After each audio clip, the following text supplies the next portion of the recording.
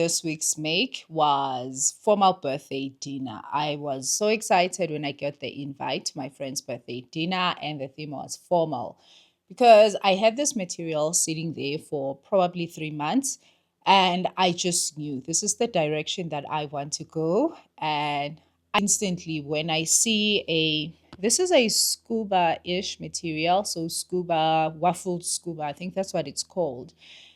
So every time I see a scuba, a circle skirt comes to mind because it holds shape. So I set out basically to make this dress, and I knew that I wanted it because I wanted to make this for a black tie, except longer. But now that I was thinking a birthday dinner, also I wanted it to be practical enough for me to actually wear at work. I am still going to try it. It might just look silly given, the type of neck that I have. Basically, just take you through the process of how I made it, because firstly, it's going to be a sort of a tutorial for how to cut and make a circle skirt, and then also just how I went about creating this type of a neckline with the straps at the back. And I don't think I have a bow tutorial, but a bow is literally just a rectangle, however long you want it, however big you want it. And then you have a sort of a stringish thing in the middle, and you have your bow. I initially wanted to attach this as a belt, but I didn't have enough time to do that. So I had my sister stab me multiple times whilst I was doing my makeup for the birthday dinner. So let us get into the video. Okay, now getting to the exciting stuff, we are starting with a circle skirt, which is going to be attached to the top part, obviously. So you want two measurements for a circle skirt. You want to measure your waist. I always subtract 2 inches from mine when I'm making a circle skirt standard because it does stretch a lot. And then second measurement you need is the length of your skirt. Once you have that, you want to basically what I call the calculated waist, which is your waist divided by pi, which is 3.14, blah, blah, blah, blah, blah. But we just use 3.14. And after calculating this, I will usually remove the excess. So if it's 8.2, as you can see here, I will remove the 2 at the end. And then you take that calculated waist and you add it to your length. And that will basically give you the material that you have to put on fold. So when you cut a circle skirt, specifically the 180, you need to fold your material once. Check what I am doing here. So it is folded once, and basically after that you want on the folded side, you basically want to hold one corner on the folded side, and then you basically make it a triangle. So you take the other side, you basically put it on the open side to make it a triangle, as I am doing. Just watch what I'm doing if this does not make sense. The other most important thing is using your tape measure. I started with holding the material down with pins because it is a bit thick, so it moves up. Normal people usually use fabric weights or pattern weights, whatever you have, just to hold the material down. But I find that is very destructive because I am going to be using a tape measure all around. You're going to see how I do that. I am bringing back my measurements here just so that you can see. So what I am marking from the top, I am marking my 8.2. I have removed the 0.2 and just made it 8. I am marking that at the top, and you can see that I am gradually moving my tape measure just to make sure that my markings basically are as accurate as possible. So please do not skip that much distance between your markings to make sure that it is accurate. Otherwise, you are going to have a jacked up dress, I promise you. And then after that, then the bottom part is where you mark the total length that you would have said, your length plus the calculated waist. So that's what you want to mark at the bottom. So you basically just go, you make sure your tape measure stays in the same spot. You move the bottom just to make sure that you get the right circumference around your bottom skirt. One of the things that I actually do when I'm sewing a circle skirt, because it is humongous, I start with hemming it, and luckily with this material I actually do not need to overlock the bottom. I am going to have I've actually cut it also, a lining. So the biggest part of it is hemming the bottom first, because it is long. It goes on and on and on. And after that, I'll also do the lining, which needs a change of needle because it is softer than this. And I'm going to also, I'll just do a double fold on this and hem it all the way through. So that's what I do with a circle skirt. I start with the bottom, and that's that. This is something that I know that you need to let a skirt that is cut on bias, you need to let it hang so that it can settle before you hem it, but ain't nobody got time for that.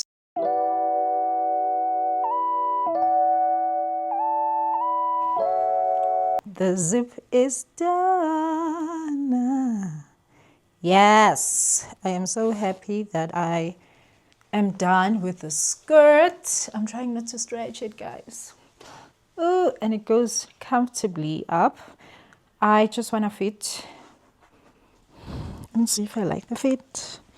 It is loose. As I've said, that one thing about the circle skirt, it will keep on getting bigger and bigger but I actually did want to reinforce it with a binding, so that it will stop stretching. Maybe I need to do that when I come back. So I've changed, and I'm just going for a quick 30 minutes walk. Yep, be back at 8. It's currently, I live here, it's 25 past 7. I'll leave here at 7:30 because I'm still charging my phone and I listen to a podcast. So this is the skirt. Okay, and I'll need to reinforce it because it will keep on getting bigger, and I don't have time to actually readjust, etc., because tomorrow is the day, and also I just want to be done with it. So yeah, happy with how it is. Going to now start with the top, and the first thing is obviously the measurements. Very important to have the shoulder, the bust, and the waist measurements. Those are what we call horizontal measurements. And for our vertical, you want to measure from the shoulder to the bust and from the shoulder to the waist. After taking my measurements and plotting my basic bodice pattern, which is something that I'm going to do on a separate video, I hope sometime this week, I want to now then start sort of shaping my top to, that sort of triangular shape, if I may say that. So what I'm doing here is that I'm going down by 5 inches. So I just measured from my shoulder line to see where I want sort of the line that goes across my chest to be. And that's at 5 inches because I didn't want there to be a lot of side boobs. So I think 5 inches is like the respectable length for me. And you can see that's where the armhole starts sloping. And I felt that was going to be covered enough, but also still, revealing a bit. And that's where basically I then draw my line from my neck to then down there. And then kind of using my French curve, to blend it in with the rest of it.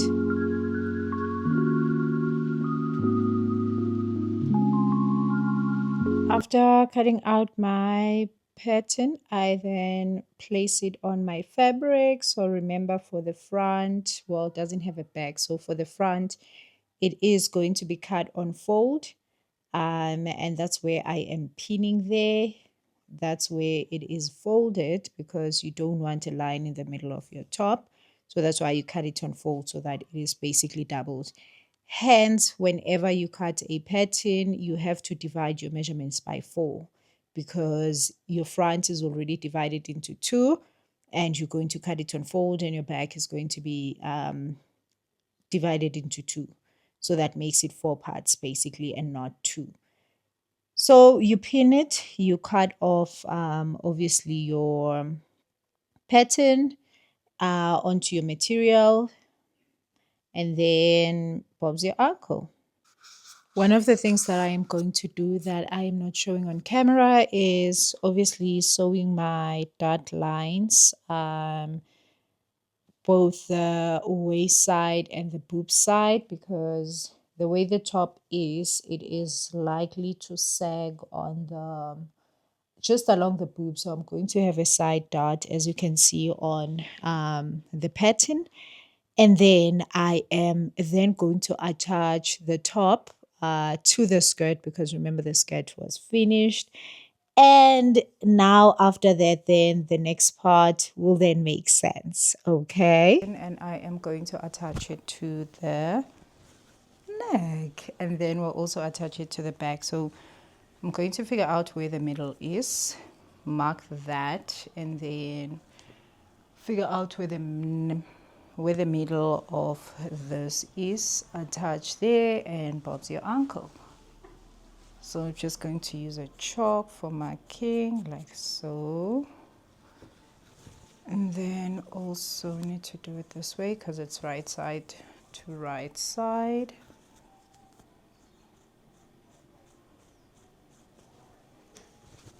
Then we pin.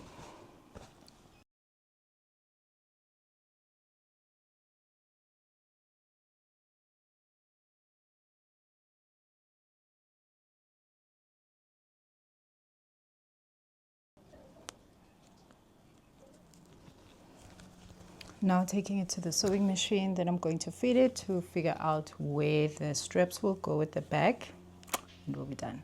Yes.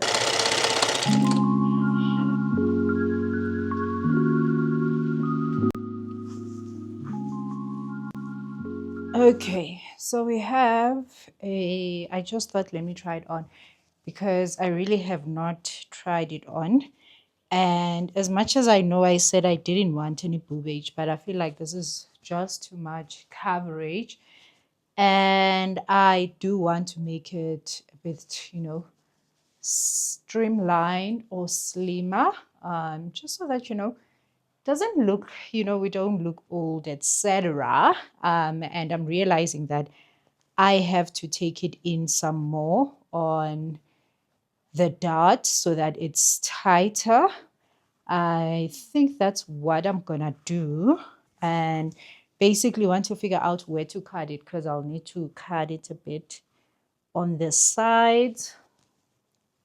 So I'm thinking it will be around somewhere around here. I'm just going to then check myself out in the mirror. Somewhere around here. Just so that we have a, more cuter sort of a look than a drab, because I do feel like now it's a bit drab, and also we'll need to sort out, I know the back has to be shorter than the front, so we'll need to sort this one out. Yeah, I don't think it's a lot of problems that I need to deal with. Sorry, I'm looking at myself in the mirror there. It's not a lot of problems that I have to deal with, but it is a fit issue because this is a stretch material.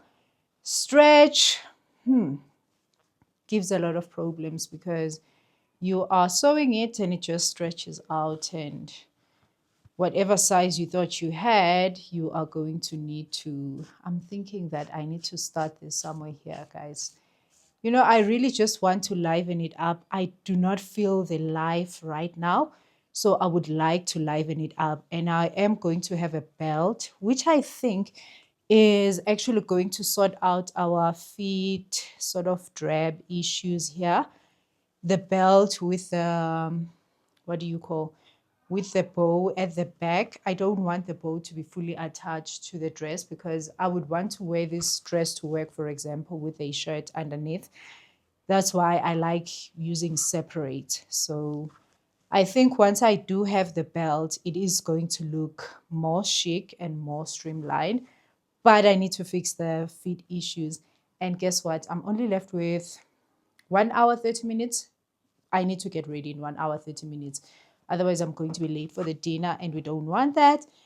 Not going to be late for the dinner, rather late to get this thing, because it is now 2:30. So by 2:30, I need to wash this so that it can hang to dry. It is very hot, so it's definitely going to be dry by 6. I think that's when I need to get dressed, because the dinner starts at 7, and I don't want to be late. So yeah, now I'm basically just going to take it off, undo it here, redo this, really just make it tighter. So even on the sides here, it is going to be a bit tighter because it's going to be a bit smaller. And yeah, I think we have a dress. Yes, yes, yes.